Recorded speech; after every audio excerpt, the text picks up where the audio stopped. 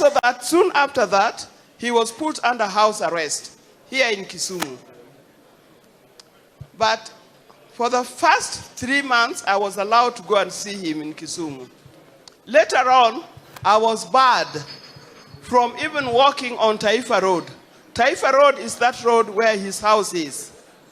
I was given a letter that restricted me from either walking on Taifa Road or driving along Taifa Road or being anywhere near Milimani.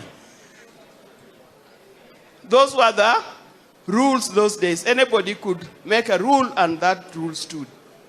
So I was not able to see him. But later on, after that, I lost my job.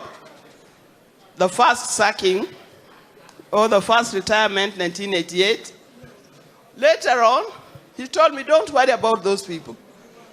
You know, there are many ways that people can live. You don't only have to be employed to live. There are many things you can do.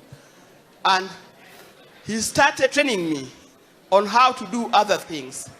He started training me on how to manage people and how to manage some businesses. And I still do that up to today.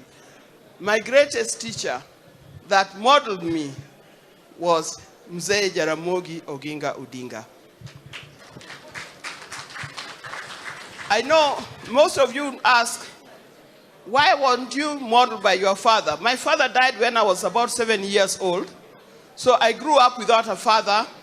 I didn't know what the responsibilities of fathers in the homes. I thought my mother was everything, and actually she was everything. But I didn't know that there could be a father. When I met Jaramogi and I became one of the daughters-in-law, he loved me dearly. And I used to say, so this is how those people with fathers feel. I found a father, a real father in Jaramogi. And his passing actually still hurts us up to today. In my speeches, where I work, whatever I do, I always refer to him, that Jaramogi would not do it like this. Or when somebody confronts me with problems, I said, what would Jaramogi say? What would Jaramogi do? He was a great teacher. He was a great father-in-law. He was a great friend.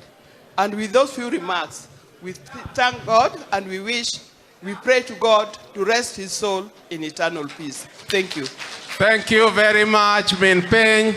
She has the record of being the lady who was retired in quotes in public interest twice for being associated with the Jaramogi Odinga family. That was the only crime for her being retired twice in public interest. Now we will go to a documentary on Jaramogi's political